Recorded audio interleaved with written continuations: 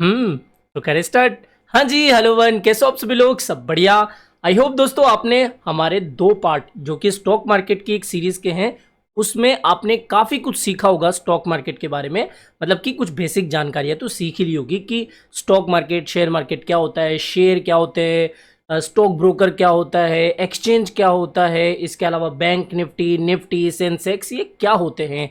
हमने last 2 part में ये बहुत अच्छे से और आसान भाषा में समझ लिया है। आज का ये तीसरा पार्ट भी एक बेसिक वीडियो ही है, जिसके अंदर हम जानेंगे एक टर्म जो कि आपने स्टॉक मार्केट के अंदर अक्सर सुना होगा, या फिर किसी ना किसी के मुंह से जो कि स्टॉक मार्केट में है, या फिर कई बार अखबारों के फ्रंट पेज पे भी देखा होगा कि फला कंपनी ने फला आईपीओ लॉन्च कर दिया है जो कि ओवर सब्सक्राइब्ड हो गया है, जो कि बहुत धमाकेदार रहा। तो ये आईपीओ क्या होता है स्टॉक मार्केट के अंदर जनाब, इसी के ऊपर आज का ये वीडियो है। बहुत आसान लफ्जों में आज के इस वीडियो में हम समझेंगे कि व्हाट इज आईपीओ।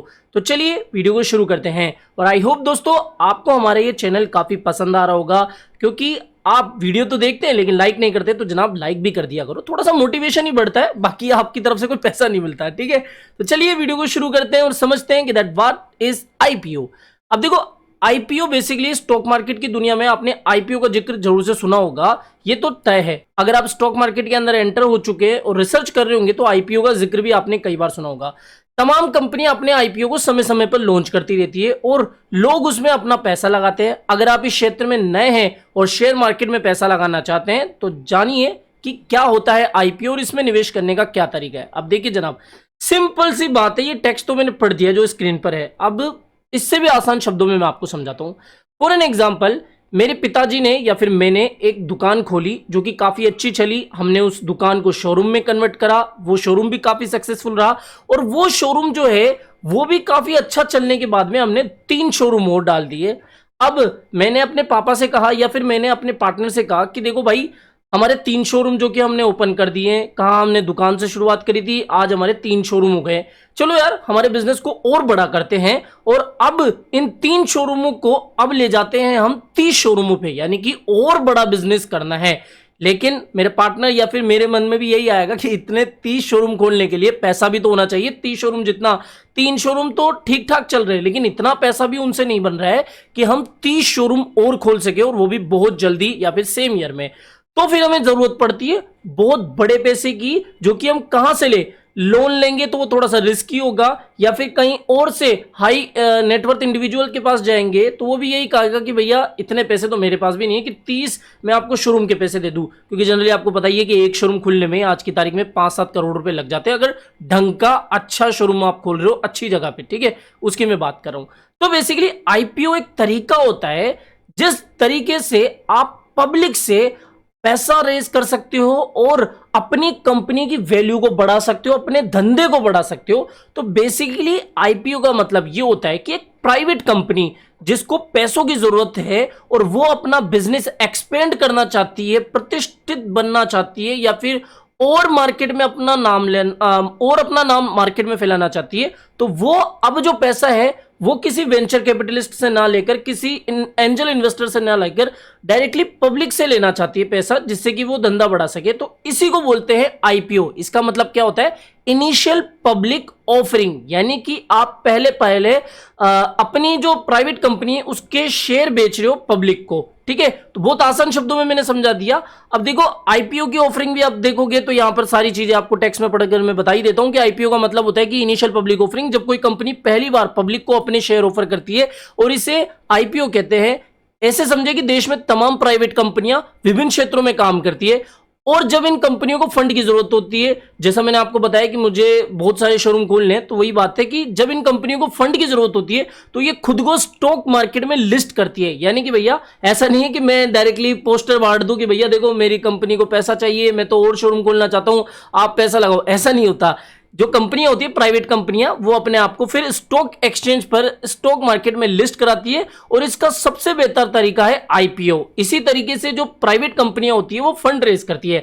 आईपीओ को जारी करने के बाद कंपनी जो है शेयर मार्केट में लिस्ट हो जाती है, और इसके बाद निवेशक उसके शेयर को खरीद और बेच सकते हैं। समझ में आ गया क्या हुआ कि मैंने अपनी प्राइवेट कंपनी को, मैंने अपने 3 शोरूम वाली कंपनी को स्टॉक मार्केट में लिस्ट करा दिया और फिर मैंने उसके शेयर्स भी बांटे। और एक शेयर होते हैं, मतलब कि कुछ जैसे मैंने कंपनी के 50% शेयर अपने पास रख लिए और 50% जो शेयर है अब मैं आईपीओ के जरिए पब्लिक को बांट रहा हूं। तो इससे क्या होगा, फंड रेज होगा, जिससे कि मैं अपने धंधे को और बढ़ा पाऊंगा।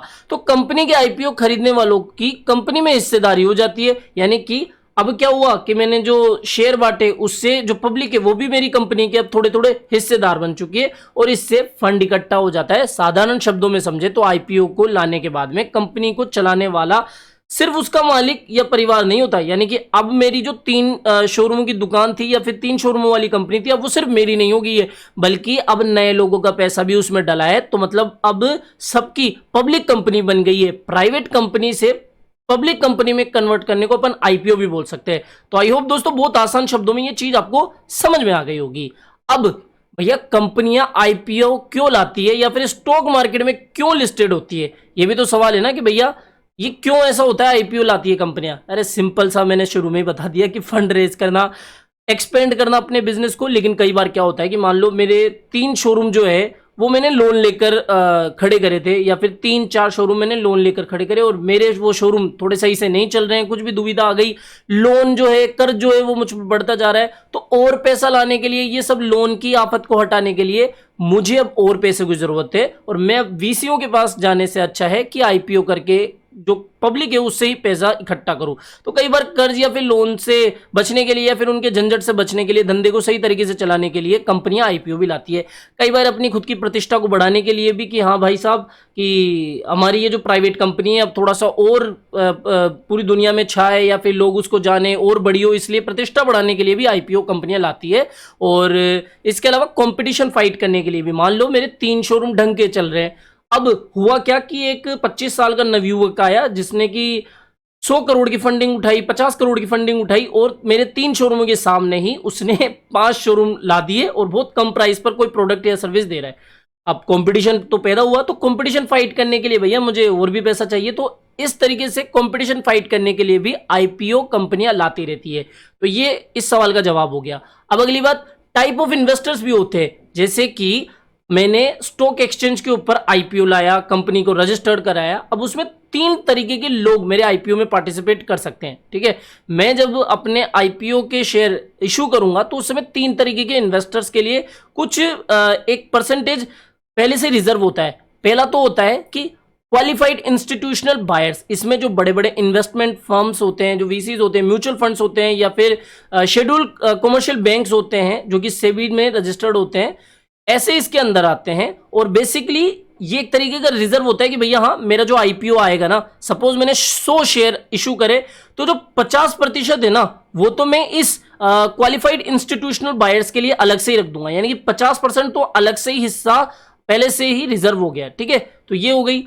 अब 50% और बचा, तो भैया रिटेल इंडिविजुअल इन्वेस्टर्स इसके अंदर आते हैं, जो कि क्या होता है कि भैया मान लो जिनके पास 2 लाख रुपए से कम की वैल्यू है और वो आईपीओ में पार्टिसिपेट करना चाहते हैं, तो उनके लिए 35% अलग से ही हिस्सा रख दिया जाता है। ठीक है, तो ये हो गया जो रिटेल इंडिविजुअल इन्वेस्टर्स है, यानी कि जो आम पब्लिक है, जो सच में थोड़ा थोड़ा पैसा मार्केट में डालना चाहते हैं, आईपीओ में इन्वेस्ट करना चाहते हैं, उनके लिए 35% अलग से हिस्सा रख दिया जाता है, जो कि रिटेल इंडिविजुअल इन्वेस्टर्स की कैटेगरी के अंदर आता है। और फिर तीसरी कैटेगरी बच जाती है जो कि होती है नॉन इंस्टीट्यूशनल इन्वेस्टर्स। मैंने तो पहले बताया, जैसा मैंने आपको पहले बताया कि क्वालिफाइड इंस्टीट्यूशनल बायर्स तो 50% का रिजर्व रखते हैं और अब ये जो नॉन इंस्टीट्यूशनल इन्वेस्टर्स होते हैं ये 15% का हिस्सा रखते हैं। यानी कि मान लो मैं बहुत बड़ा लाला हूं, सेठ जी हूं, ठीक है, हाई नेटवर्थ वाला इंडिविजुअल हूं, तो मैं अगर पार्टिसिपेट करना चाहता हूं आईपीओ में, बड़ा पैसा डालना चाहता हूं, तो फिर मेरे लिए वो 15% की कैटेगरी अलग से ही होगी। ठीक है, तो ये होते हैं टाइप ऑफ इन्वेस्टर्स जो कि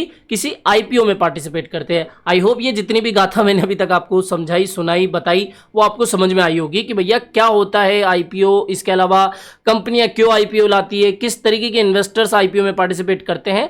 अब आईपीओ में कैसे पार्टिसिपेट किया जाता है उसके बारे में जाने, तो देखो आईपीओ में अप्लाई करने का एक अलग ही तरीके का प्रोसेस होता है, जो कि मैं किसी और वीडियो में बहुत डिटेल से आपको बताऊंगा।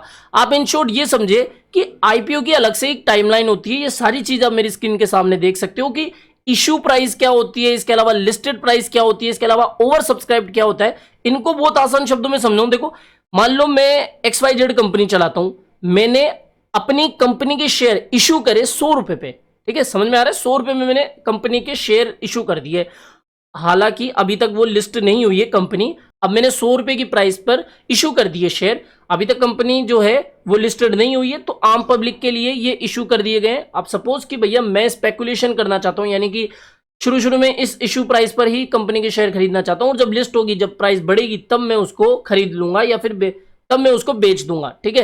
अब क्या होता है इशू प्राइस, मतलब कि पहले कंपनी एक निर्धारित प्राइस रखती है अपने शेयर की। जब कंपनी लिस्टेड हो जाती है और कंपनी की अगर बहुत ज्यादा हवा चलती है मार्केट में, तो भैया जो इशू प्राइस है उससे कहीं ज्यादा एक्चुअल प्राइस होते आती है जब वो लिस्ट होता है शेयर स्टॉक एक्सचेंज के ऊपर। समझ में आ रहा है मैंने क्या कहा, कि 100 रुपए के शेयर पर कंपनी ने जारी करे अपने शेयर, और फिर जैसे ही कंपनी लिस्टेड हुई, जैसे ही मार्केट में हवा चली, तो वो 100 रुपए के शेयर जो इशू करे थे कंपनी ने, वो बढ़कर अब 200 रुपए के हो गए।